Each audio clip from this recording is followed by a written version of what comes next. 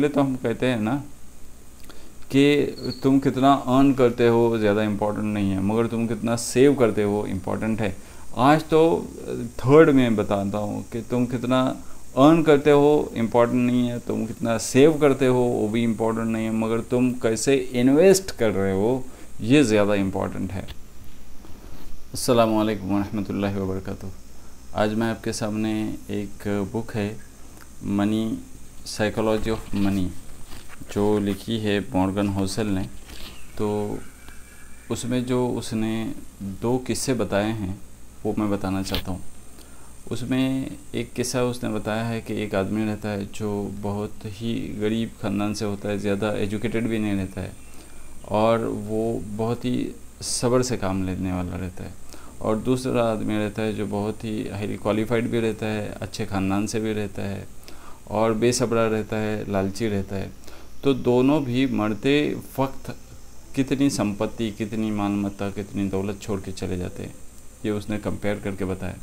तो उसने ये कहा कि एक रोनाल्ड रीड नाम का एक न्यू इंग्लैंड में यूनाइटेड स्टेट में एक आदमी था जिसने अपने 25 साल ज़िंदगी यानी कुछ एजुकेशन हासिल कर लिया। एजुकेशन के बाद में उसने 25 साल अपने उसने कार स्टेशन पे लगा दिया, और फिर उसके बाद में वो उसने अपने उम्र के 38 ईयर में उसने $12,000 का एक घर ख़रीदा, 2 बेडरूम का।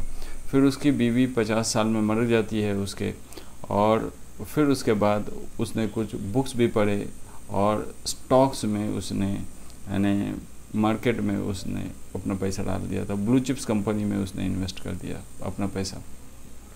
फिर उसके बाद 25 साल के बाद वो 17 साल तकरीबन वो झाड़ू पोछा करता था एक मॉल में।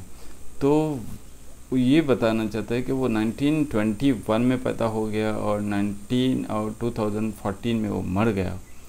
जब वो मर गया तब वो 92 इयर्स का था, और जब वो मर गया तब उसके पास जो पूरी दौलत थी वो $8,000 मिलियन थी।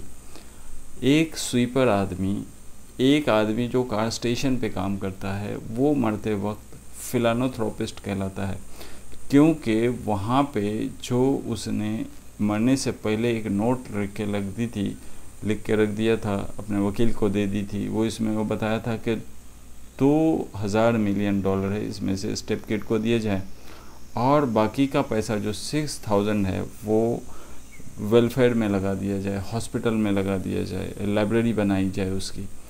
ये उसने यानी ये फिलानथ्रोपिस्ट था जो 2014 में तकरीबन 3 लाख लोग अमेरिका में मर गए थे। उसमें से 4,000 लोग $8,000 मिलियन के ऊपर वाले थे, मगर उसमें ये भी बंदा शामिल था।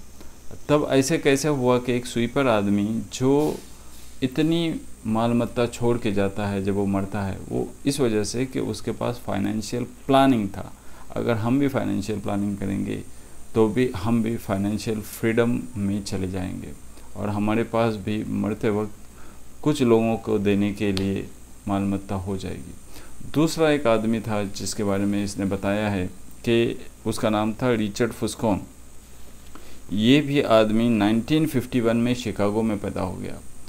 अब ये MBA भी था और यहाँ पे बेहतरीन कंपनी में मेरिल लिंच में एग्जीक्यूटिव था ये कंपनी। और उसके बाद में एक मैगज़ीन निकलती थी जिसका नाम क्रेन बिजनेस मैगज़ीन था। उसमें उसका नाम आया था कि अंडर 40 में जो सबसे ज़्यादा मालदार है उसमें एक बंदा है जिसका नाम है रिचर्ड फुस्कॉन, और उसको अवार्ड भी मिला था।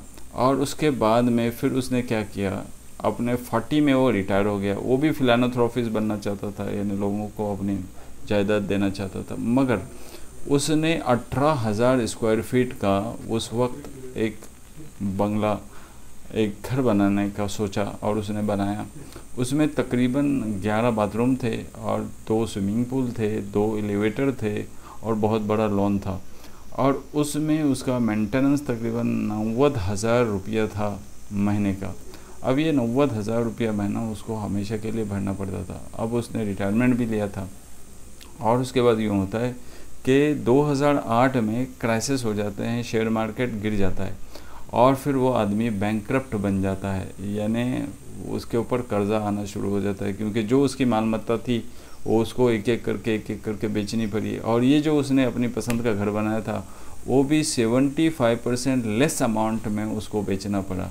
और फिर जब बैंक वालों का कर्ज इतना बड़ा उसके ऊपर कि जब वो मांगने के लिए आए तो वो कहा कि मैंने कर्जदार हूँ मगर मेरे पास देने के लिए कुछ नहीं है। यानी मरते वक्त उस आदमी के पास देने के लिए कुछ नहीं था। हालांकि वो एजुकेटेड था, हालांकि वो MBA हो गया था, मगर उसका फाइनेंशियल प्लानिंग अच्छा नहीं था। तो यहाँ पे सबक ये लेनी चाहिए कि तुम्हारे पास कितना भी पैसा रहे, भले कम रहे या ज़्यादा रहे, अगर फाइनेंशियल प्लानिंग नहीं रहेगा तो फाइनेंशियल फ्रीडम आपको नहीं मिल सकता है। तो और जितना हम सेव करेंगे वो ज़्यादा इम्पोर्टेंट है। पहले तो हम कहते हैं ना कि तुम कितना अर्न करते हो ज़्यादा इम्पोर्टेंट नहीं है, मगर तुम कितना सेव करते हो इम्पोर्टेंट है।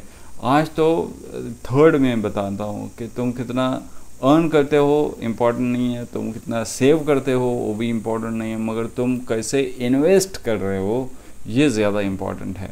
यानी तुम अगर कम भी पैसा कमा रहे हो मगर इन्वेस्ट अच्छी तरीके से कर रहे हो तो तुम भी रोनाल्ड रीड बन सकते हो।